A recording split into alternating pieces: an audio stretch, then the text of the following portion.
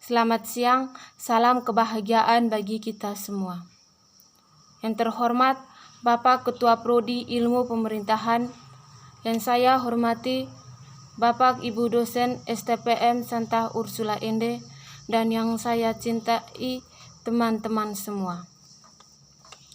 Pertama-tama, marilah kita dengan senantiasa memanjatkan rasa syukur atas kehadiran Tuhan Yang Maha Esa, karena atas berkat, rahmat, serta pertolongannya, kita semua masih diberi umur untuk bisa berkumpul di sini dalam rangka pembacaan teks pidato dengan tema pendidikan. Pendidikan sendiri merupakan salah satu cara dari sekian banyak cara yang bisa kita tempuh demi tercapainya Indonesia yang lebih maju dan lebih baik.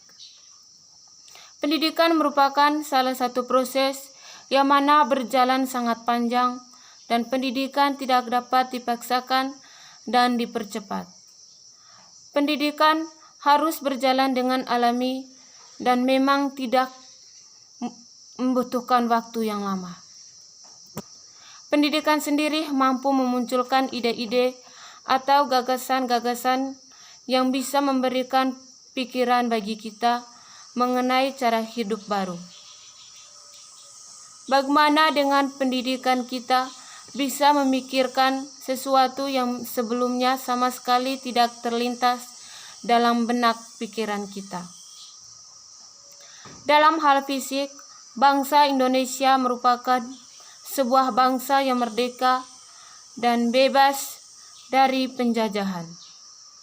Namun, tahukah teman-teman semua dan Bapak Ibu dosen semua bahwa bangsa kita ini masih terjajah dalam segi pendidikan?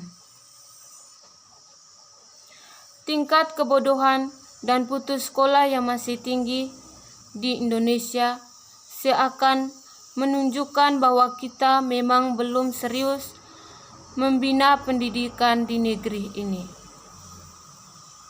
Teman-teman perlu tahu, di negeri lain mereka bisa membuat mobil, membuat TV, membuat motor, membuat roket, membuat pesawat, dan membuat HP, dan sebagainya. Mengapa kita tidak seperti mereka? Jawabnya terletak pada pendidikan di negeri lain. Ibaratnya sebodoh-bodohnya manusia jika dia tekun belajar dan giat mencoba, maka laun dia akan mahir pula. Jangan mengatakan orang luar negeri itu pintar. Mereka hanya tekun rajin berusaha, dan satu lagi, mereka tidak malas dalam urusan belajar dan mereka sangat berdisiplin. Jika kita bisa tekun rajin berusaha, meskipun sebenarnya kita bodoh, lama-kelamaan kita akan pintar dengan sendirinya. Orang luar negeri rajin membaca apa yang kita lakukan. Mereka berjuang keras untuk hidup. Di luar negeri sana, seorang pengemis bisa menjadi orang yang kaya di Indonesia. Bahkan seharusnya yang kita malu. Sekali lagi, pendidikan merupakan jalan yang sangat menentukan bagi masa depan bangsa ini. Pendidikan sebagai sarana penunjang kehidupan bangsa yang lebih baik harus secara benar dan sungguh-sungguh dalam mendidik peserta didiknya.